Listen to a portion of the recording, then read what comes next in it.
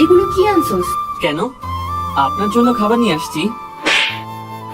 ওই কুত্তা, এগুলো খাবার নাকি অন্য কিছু? হ্যাঁ, একটা কুত্তাও তো এই খাবার মুখে নিবে না, আর তুই আমার জন্য এই খাবার আনছিস? আপনি তো চাইলেন এই খাবার, তাই আনলাম।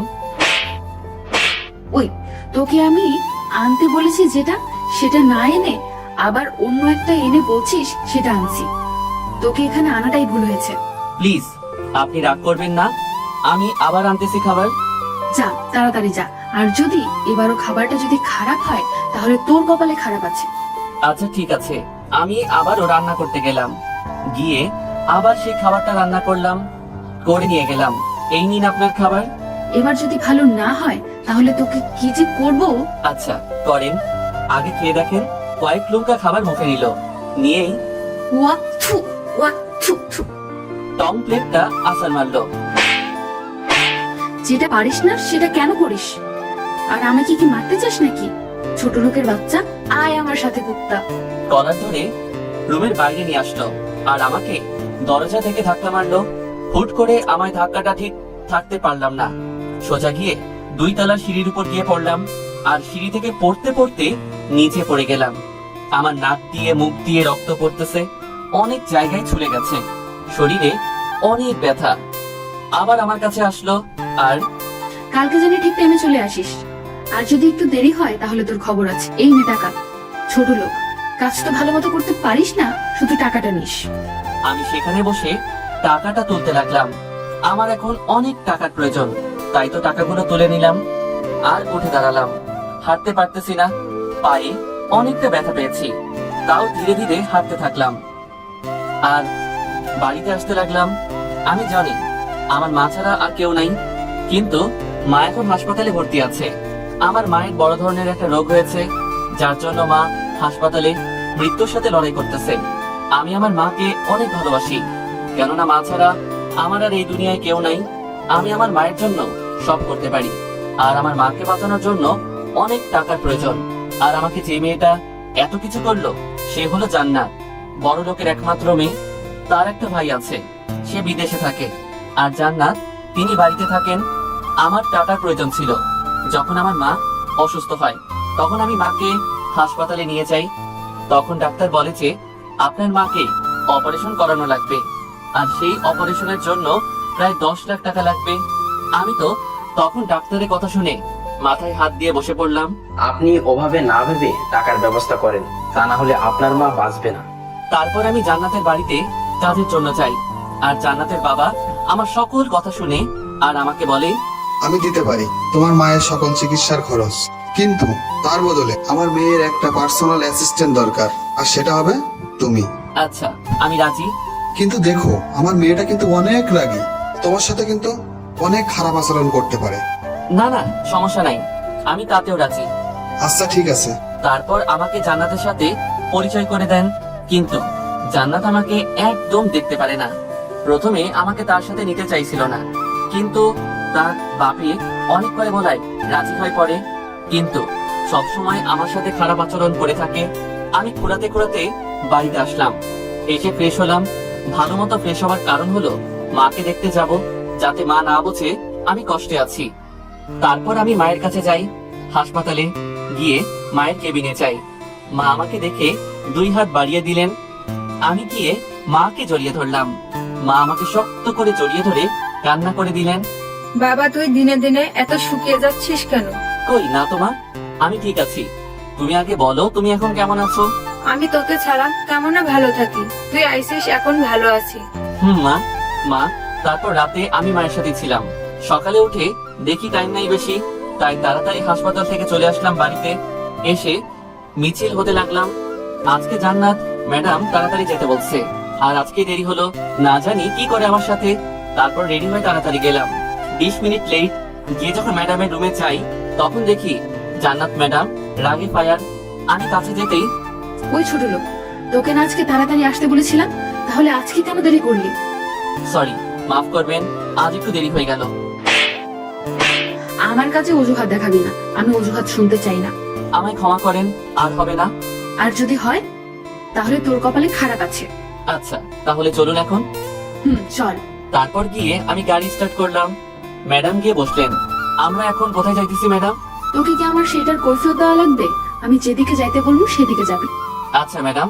তারপর ম্যাডামের কথা মতো গেলাম, দেখি বিশাল একটা বাড়ির সামনে। ম্যাডাম গাড়ি থামাতে বললেন, আমি গাড়ি সেখানে থামালাম। তারপর ম্যাডাম নেমে ভিতরে চলে গেল। আমি গাড়ির কাছে বসে আছি। কিছুক্ষণ পর, আমার সাথে ভেতরে আয়। আচ্ছা।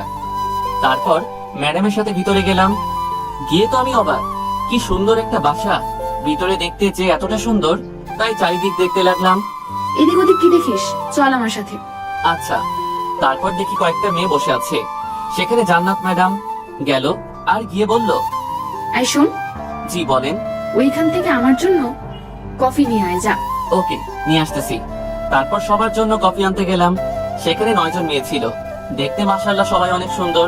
আমি কফি নিয়ে আসি আর সবাইকে দিতে থাকি। সবার লাস্টে যখন কফি আনি তখন দিতে চাই, তখন একজন মেয়ে আমাকে ল্যাং মারে। আমি ভারসাম্য ঠিক রাখতে পারি না, তাই কফি গিয়ে পড়ে জান্নাত আর রিমার উপর। তাদের ড্রেস নষ্ট হয়ে যাওয়ায় তখন আমার কাছে এসে, এই তুই এটা কি করলি? ছোট লোক, না মানে ম্যাডাম। ছোট লোক দেখে চলতে পারিস না? তোকে এখানে ডাকাটাই ভুল। তখন আমার কলার ধরে টানতে টানতে বাসার বাইরে নিয়ে আসে। এসেই সজোরে ধাক্কা মারে। আমি গিয়ে শক্ত একটা কিছুর সাথে ধাক্কা খাই, যার ফলে আমার মাথাটা ফেটে যায়। ছোট লোক কখনো ভালো কোনো জিনিস দেখতে পারে না। থাক তুই এখানে, ছোট লোক একটা। আমি সেখানে দাঁড়িয়ে থাকি। কান্না করা যাবে না, মাথায় অনেক ব্যথা করতেছে। জান্নাতের হাতের চড় আর ধাক্কা মারার কারণে মাথাটা ফেটে গিয়ে রক্ত পড়তেছে। আমি মাথাটা হাত দিয়ে ধরে গাড়ির কাছে গেলাম। গিয়ে গাড়িতে বসলাম। আমার অনেক খারাপ লাগতেছে। আমি জানি না জান্নাত ম্যাডাম আমার সাথে কেন এরকম করেন। সবচেয়ে খারাপ লাগলো যখন বাসার অনেক মানুষের সামনে আমাকে কলার ধরে নিয়ে আসলো। আমি জানি না জান্নাত ম্যাডাম আমার সাথে কেন এরকম করেন। বসে আছি গাড়ির ভিতর, মাথা দিয়ে অনবরত রক্ত পড়ছে। গাড়ির ভিতর টিস্যু ব্যাগ ছিল, সেটা দিয়ে মাথাটা মুছে ফেলে দিলাম। 3 ঘন্টা পর জান্নাত ম্যাডাম আসলেন। আমি ম্যাডামের দিকে ভালো মতো তাকিয়ে দেখি ম্যাম অন্য একটা ড্রেস পরছে। আমাকে ল্যাং মেরে ফেলে তখন আমি যে জান্নাত আপনার একটা বান্ধবীর উপর কপি ফেলি, তাই তারা আরেকটা ড্রেস পরছে। জান্নাত ম্যাডাম দেখতে অনেক সুন্দর, তামিল নায়িকার মতন। তাড়াতাড়ি বাড়িতে চল। আচ্ছা ম্যাডাম। তারপর গাড়ি স্টার্ট করলাম। তাড়াতাড়ি জান্নাত ম্যাডামের বাড়িতে আসলাম। তখন প্রায় দুপুর 2টা বাজে। জান্নাত ম্যাডাম গাড়ি থেকে নেমে পড়লেন। তুই গাড়িতেই থাক, আমি কিছুক্ষণ পর একটা জায়গাতে যাব। কোথায় যেন যাবি না। আচ্ছা ম্যাডাম। জান্নাত ম্যাডাম চলে গেল। আমি গাড়িতে বসে আছি। কিছুক্ষণ পর একটা কাজের জন্য আমাকে জান্নাতের বাবা ডাকলেন। জি আঙ্কেল বলেন। আমাকে স্যার বলতে না করছেন, তাই স্যার বলছি না। আমার সাথে এসো। ঠিক আছে চলেন। তারপর আঙ্কেলের সাথে গেলাম। আঙ্কেল আমাকে বললেন, এই যে একটা জিনিস, এটা তুমি বিকেলে যখন সময় পাবে তখন এই যে ঠিকানাটা আছে সেখানে পৌঁছে, কেমন? আচ্ছা আঙ্কেল দেব। কেমন? আচ্ছা দিব, কিন্তু মনে করে, না হলে আমার ক্ষতি হয়ে যাবে। ঠিক আছে আঙ্কেল দিব। তারপর সেটা নিয়ে গাড়ির কাছে আসতে থাকি। গাড়ির কাছে এসে দেখি জান্নাত ম্যাডাম রাগি বোর্ড নিয়ে গাড়ির কাছে দাঁড়িয়ে রয়েছে। আমি কাছে যেতেই, এই কুত্তা ছোট লোক, তোকে না বলছি এখানেই থাকবি, তাহলে কোথায় গেছিলি? না মানে একটু ভিতরে গিয়েছিলাম। কুত্তা, আমার অনুমতি ছাড়া তুই কোথাও যাবি না। সেটা কি তোর কানে যায় না, নাকি কানে নেস না? কথা কস না কেন? ওর জন্য আমার কতটা দেরি হয়ে গেল। কুত্তা একটা, এখনো দাঁড়িয়ে কেন আছোস? গাড়ি স্টার্ট দে। আচ্ছা ম্যাডাম। তারপর গাড়ি স্টার্ট দিলাম। ম্যাডাম গাড়িতে বসলেন। ম্যাডাম কই যাচ্ছি এখন? এই কুত্তা, তোকে না বলছি আমি তোকে কৈফিয়ত দেবো না। না মানে মাফ করবেন। ছোট লোক একটা, যা বামে যা, তারপর সোজা গিয়ে ডানে যাবি। Okay madam. তারপর ম্যাডামের কথা মতো যাইতে লাগলাম। তারপর ম্যাডাম আমাকে গাড়ি থামাতে বললেন। আমি গাড়ি থামালাম। গাড়িটা থামালাম। ম্যাডাম তখন নামলেন, আমিও নামলাম। জান্নাত নেমে ফোন দিয়ে কথা বলে আবার রেখে দিল। 2 মিনিট পর দেখি 4টা মেয়ে 2টা ছেলে আমাদের দিকে আসছে। জান্নাত তখন তাদেরকে দেখে হাসলেন। তারপর দেখি তারা আমাদের দিকে আসছে। সবাই যখন জান্নাতের কাছে আসলো তখন জান্নাত সবার সাথে কুশল বিনিময় করলেন। আমি দাঁড়িয়ে সেগুলো দেখছি। আসলে এদের ভাবসাব দেখে বুঝে গেলাম যে এরা ফ্রেন্ড সার্কেল। তুই এখানে থাক, আমি না আসা পর্যন্ত কোথাও যাবি না, আর এখানেই থাকবি। যদি এসে না পাই তাহলে তোর কপালে খারাপ আছে। আচ্ছা ম্যাডাম। কিরে জান্নাত, ছেলেটাকে? আর ওর সাথে এমন করছিস কেন? ছেলেটার সাথে আমার সেক্রেটারি। এরকম একটা হ্যান্ডসাম ছেলে কে তুই তোর সেক্রেটারি বানালি? কেমনে রে? ওই চুপ কর তো। চল আমরা যে কাজে আসছি সে কাজে যাই। আর ওকে নিয়ে কি তোকে ভাবতে বলছি? চল। ওকে চল। তারপর তারা সবাই যাইতে লাগলো। জানি না তাদের কি কাজ। আমি গাড়ির কাছে দাঁড়িয়ে রয়ে তাদের যাওয়া দেখছি। কিছুক্ষণ পর মেয়েটা আমার দিকে তাকালো আর একটা সুন্দর হাসি দিল। আমি তো মেয়েটার হাসি দেখে ফিদা। মেয়েটা দেখতে ভালোই, কিন্তু জান্নাত ম্যাডামের চেয়ে সুন্দর না, কিন্তু তার হাসিটা অনেক সুন্দর। আমি সেখানে দাঁড়িয়ে রয়েছি এক ধ্যানে, তাদের দিকে তাকিয়ে আছি আর ভাবতেছি মেয়েটা কে, আর জান্নাতের কাছে আমার ব্যাপারে জানতে চাইলো, কিন্তু জান্নাত বলল না। আর আমার দিকে তাকিয়ে হাসি দিবার মানে কি, আমি এগুলো ভাবছি। অনেকক্ষণ হলো তারা গিয়েছে, এখনো আসার নাম নাই। 2 ঘন্টা হয়ে গেল, তাও আসার কোনো নাম নাই। আমি বসে আছি, ভালো লাগছে না। একা একা বসে থেকে কার ভালো লাগে। কিছুক্ষণ পর তারা আসলেন, আর একটা মেয়ে আর 2টা ছেলে। তারা তাদের সাথে নাই, 4 জন আসছে। ওই গাড়ি স্টার্ট কর। আচ্ছা ম্যাডাম, করছি। তারপর গাড়িতে উঠলেন সবাই, কিন্তু 4 জন মেয়ে হওয়ায় পিছনে 3 জন বসলেন আর একজন সামনে বসলেন। জান্নাত আর 2টা মেয়ে পিছনে আর একটা মেয়ে সামনে, যেটা আমার দিকে ঘুরিয়ে একটা হাসি দিয়েছিলেন। আমি গাড়ি চালাতে লাগলাম, পিছনে জান্নাত আর তারা কথা বলছে আর হাসছে। আমি শুধু একটু একটু শুনছি। এক্সকিউজ মি, আমি হলাম সঞ্জিতা। তোমার নামটা জানতে পারি? আমাকে বলছেন? তোমাকে বলছি। ও, আমি রাকি। ও, তোমাকে কিছু কথা জিজ্ঞেস করি? করেন। মানে বাদ দিয়ে তুমি করে বলাটা কেমন? আর আমি জান্নাত না যে তোমাকে মারবো। আচ্ছা ঠিক আছে। তারপর আমি গাড়ি চালাই আর সঞ্জিতার সাথে কথা বলতে বলতে যেতে থাকি। মেয়েটা তো ভালোই, কিন্তু এসেই যে তার মুখটা দেখছি আর গাড়িতে ওঠার পর দেখতে পারি নাই। কেননা আমি গাড়ি চালাচ্ছি, তাই তার দিকে তাকাতে পারছি না। কিন্তু মেয়েটার আচার ব্যবহার, কথা বলা সব সুন্দর। জান্নাত ম্যাডাম কত রাগী আর কথায় কথায় আমাকে মারে, কিন্তু সঞ্জিতা অত্যন্ত নরম মনের একটা মেয়ে। আমি আর সঞ্জিতা কথা বলছি আর হাসছি, এইভাবে যেতে থাকি। কিছুক্ষণ পর দেখি জান্নাত ম্যাডাম আমার দিকে রাগী ভাবে তাকিয়ে আছে, যেটা আমি সামনে থেকে গ্লাসে দেখলাম। একবার আমার দিকে আরেকবার সঞ্জিতার দিকে তাকাচ্ছে। কিছুক্ষণ পর গাড়ি চালাচ্ছি, হঠাৎ একটা ছেলে গাড়ির সামনে এসে পড়ে, তাই আমি তাড়াতাড়ি ব্রেক মারি। তখনই সঞ্জিতা ভারসাম্য ঠিক রাখতে পারে না, সোজা আমার উপর এসে পড়ে। পিছনে জান্নাত আর 2 জন মেয়ে, তারাও ঠিক থাকতে পারে না, কিন্তু তারা পিছনে, তাই তখনই আবার ঠিক হয়। আবার জান্নাত ম্যাডাম আমাদের দিকে তাকিয়ে দেখেন যে সঞ্জিতা আমার উপর পড়েছে। তখন তিনি গাড়ি থেকে নামেন। সঞ্জিতা তখন আমার উপর থেকে সরে যায়। সরি, কিছু মনে করো না, কেমন? আমি কিছু বলতে যাবো, তখন জান্নাত ম্যাডাম গাড়ির ভিতর ঢুকে আর আমার কলার ধরে নামায়। নামিয়ে ঠাস ঠাস ঠাস ঠাস করে মারতে থাকে থাপ্পড়। আমি কোনো কিছু বলি না। ওই ছোট লোকের বাচ্চা, এখনই তো অ্যাক্সিডেন্ট করছিলি, গাড়ি চালানোর সময় মন কোথায় থাকে? তোর জন্য কি আমাদের মারবি নাকি? আরো অনেক গালি আর মারতে থাকে। আমার থাপ্পড় মারার কারণে আমার ঠোঁট কেটে যায়। আমার যেভাবে থাপ্পড় মারছে সেটা সবাই দেখছে। আমি মাথা নিচু করে আছি।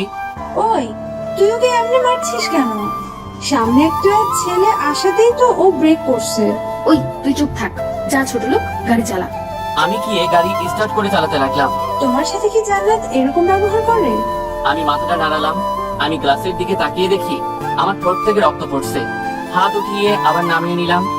না হলে যদি একটু 19 থেকে 20 হয় চালাতে, তাহলে আবার ম্যাডাম যদি কিছু করে, তাই আর মুসলাম না। এভাবে গাড়ি চালাতে লাগলাম। কিছুক্ষণ পর দেখি সঞ্জিতা একটা টিস্যু দিয়ে আমার ঠোঁটে রক্ত মুছে দিল। আমার কাছাকাছি এসে আমি গ্লাসের দিকে তাকিয়ে দেখি জান্নাত ম্যাডাম ফুলছে রাগে সঞ্জিতা আমার ঠোঁটটা মুছে দিয়ে সেটা ফেলে দিল। ধন্যবাদ আপনাকে। আমি বলছি না তুমি করে বলতে। ও সরি, তোমাকে। মনে থাকে জানো। তারপর গাড়ি চালাতে লাগলাম আর 2-1টা কথা সঞ্জিতার সাথে বলছি। সঞ্জিতা কত ভালো আর জান্নাত ম্যাডাম কতটা রাগী। কিছুক্ষণ পর এই গাড়ি থামা। আমি গাড়িটা থামালাম। পিছনে বসা 2 জন মেয়ে নেমে গেল। জান্নাত তাদেরকে বিদায় জানালো, সঞ্জিতাও জানালো। সানজিদা তুই পিছনে আয়। না থাক, এখানেই থাকি। কিছুক্ষণ পর তো আমারও নেমে যেতে হবে। জান্নাত আর কিছু বলল না। আমি গাড়ি চালাতে লাগলাম। রাখি, আমি তাহলে আসি। সামনে আমার বাসা, ভালো থেকে কেমন? আচ্ছা, তুমিও ভালো থেকো। তারপর সামনে একটা বাসার সামনে গাড়ি থামাতে বলল, আমি থামালাম। সঞ্জিতা নেমে গেল, জান্নাতের কাছ থেকে বিদায় নিল। যাই তাহলে, রাখি কেমন? Tata, bye. আচ্ছা বাই। তারপর একটা হাসি দিয়ে চলে গেল সঞ্জিতা। আমি গাড়ি চালাতে লাগলাম। লুকিং গ্লাসে তাকিয়ে দেখি জান্নাত রেগে ফায়ার হয়ে আছে। না জানি আবার কি করে বসে আমার সাথে। তারপর জান্নাত ম্যাডামের বাড়িতে আসলাম, গাড়িটা ব্রেক করলাম। ও জান্নাত গাড়ি থেকে নামলো, মনে হয় গাড়ি থেকে নামছে না তো গাড়িটা ভাঙছে। নেমে, আমার রুমে তাড়াতাড়ি আয় তুই, দরকার আছে। আচ্ছা ম্যাডাম, গাড়িটা পার্ক করে আসছি। তারপর ম্যাডাম ভিতরে চলে গেলেন। আমি গাড়িটা পার্ক করে ম্যাডামের কাছে যাচ্ছি। রাকিব, রাকিব, হ্যাঁ আঙ্কেল বলেন। যেটা দিয়েছি সেটা কিন্তু দিয়ে আসবে, কেমন? আচ্ছা আঙ্কেল। তারপর আমি জান্নাত ম্যাডামের রুমের কাছে যাই, গিয়ে দেখি ম্যাডাম বিছানায় শুয়ে আছে। আমি ভিতরে গিয়ে, জি ম্যাম বলেন, কি জন্য ডাকলেন?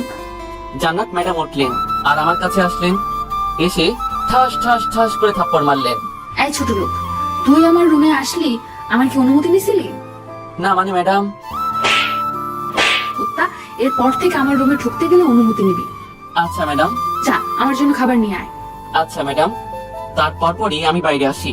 বুঝি না জান্নাত ম্যাডাম কেন আমার সাথে এমন করে, আমাকে দেখতেই পারে না, কি জন্য যে দেখতে পারে না বুঝি না। আমার গালটা অনেক ব্যথা করছে।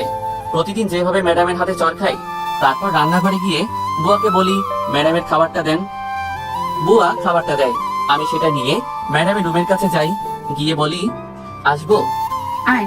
তারপর ভিতরে যাই আর তাকে খাবার দেই। তারপর আমি বাইরে আসি, এসে দরজার পাশে দাঁড়িয়ে থাকি। কয়েক মিনিট পর আমাকে ডাকে, আমি যাই। ভিতরে যাওয়া মাত্র খাবারের প্লেট ভর্তি খাবার আমার দিকে ছুঁড়ে মারে। এই কুত্তা, কি রান্না করেছে যে খাবারে কোনো স্বাদ নাই? ভালো খাবার আনতে পারিস না? না মানে আমি তো রান্না করি নাই। কুত্তা, যা, আমার জন্য হোটেল থেকে খাবার নিয়ে আয়। আচ্ছা ম্যাডাম। প্লেটটা আমার দিকে ছুঁড়ে মারাই আমার বুকে লাগে, প্লেটটা নিচে পড়ে আর ভেঙে যায়। আমি যাওয়ার সময় বুয়াকে বলি যে জান্নাত ম্যাডামের রুমে গিয়ে সেগুলো পরিষ্কার করতে। তারপর আমি বাইরে গিয়ে ম্যামের জন্য খাবার নিয়ে আসি, এনে আবার সামনে দেই, সেটা খাই। তারপর আমি বাড়িতে চলে আসি। আসার সময় গাড়ি নিয়ে আসি, কেননা একটা পার্স একটা ঠিকানাতে পৌঁছে দিতে হবে। বাড়িতে এসে ফ্রেশ হয়ে সেই পার্সেলটা হাতে নেই আর ঠিকানাটা দেখি।